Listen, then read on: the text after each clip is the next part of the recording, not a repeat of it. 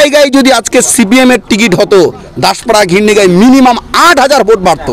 একটা কংগ্রেসি যারা নিজ স্তরের যারা কংগ্রেসি একটা কংগ্রেসি সিপিএমকে ভোট দিত না। কিন্তু ইমরা তো ওই জানিস বেসরকারি সিপিএম দিবে ইমরা ভোট। আমি পরিষ্কার করে বলছি, এর আগেও বলেছি, অনেকগুলো চ্যানেলেও বলেছি, আমার বাড়িতেও তোমরাও গেছিলো, ও গেছিলো, ওখানেও বলেছিলাম, আজকেও আবার বলছি। সত্যি কথা বলতে এদের কোনো অস্তিত্ব নেই, অস্তিত্ববিহীন লোকেরা। তারপরেও কেন মানুষ এদের কাছে যায় আমি এখনও বুঝে উঠতে পারছি না। যে দুটো চারটা যায় এদের আসলেই কপালে খুব বড় কষ্ট বলে এরা যাচ্ছে। এরা মানে আল্লাহ খোদা সবাইকে যেরকম মাথা মগজ, ওদের মাথা আছে কিন্তু মগজ হয়তো দেয়নি। মগজ থাকলে ওই লোকগুলোর কাছে যেত না। আজকের দিনে অবধি তারা বারবার করে ভোট দিতে দেয়নি। ভোট এবার দিচ্ছি, এবার দেখিয়ে দেবো, এবার দাসপাড়ায় দেখিয়ে দেবো, এবার ঘিরনিগায় দেখিয়ে দেবো। তো জিরো দেখালো কি জিরো, এটাই দেখানোর বাকি ছিল। লজ্জা লাগা দরকার। আজকে এরা বলছিল আমরা নাকি বিজেপির সঙ্গে আঘাত করেছি, এটা সেটা। আপনি বুকে হাত দিয়ে বলতে পারবেন আমার যদি এই কথাটাও কেউ শোনে যে কোথাও এমন হয়েছে, কোথাও একটা সিটে যে কংগ্রেস যেখানে বিজেপি জিতেছে সেখানে কংগ্রেস সেকেন্ড?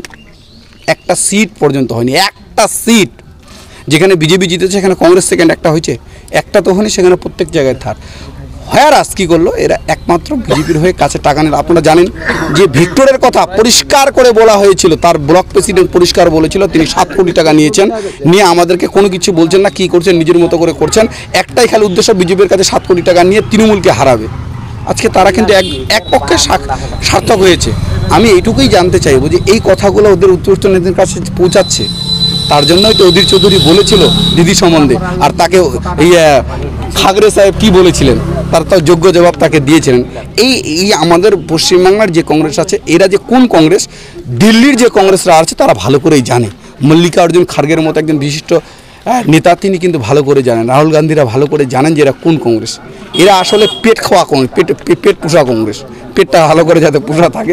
সিপিএমরা হচ্ছে, আর সিপিএমদের কথা বলি এলা হাউলি দোয়া। আমরা আগুত করে জানি ভাই মাংস ভাত খাইলো আর ওই রবাহান গাড়ে দাও, তেমনি হয়তো ওইলা বুঝা পাইছেন না? নাই ফ্রি বেতনটা তো নাই, বিনা বেতনের হাউলি দেওয়া রবার উপরে আমরা। এই জায়গায় যদি আজকে সিপিএম এর টিকিট হতো দাসপাড়া ঘিরনিগায় মিনিমাম 8,000 ভোট বাড়তো। একটা কংগ্রেসি যারা নিজ স্তরের যারা কংগ্রেসি একটা কংগ্রেসি সিপিএমকে ভোট দিত না। কিন্তু ইমরা তো ওই জানিস বেসরকারি সিপিএম দিবে ইমরা ভোট।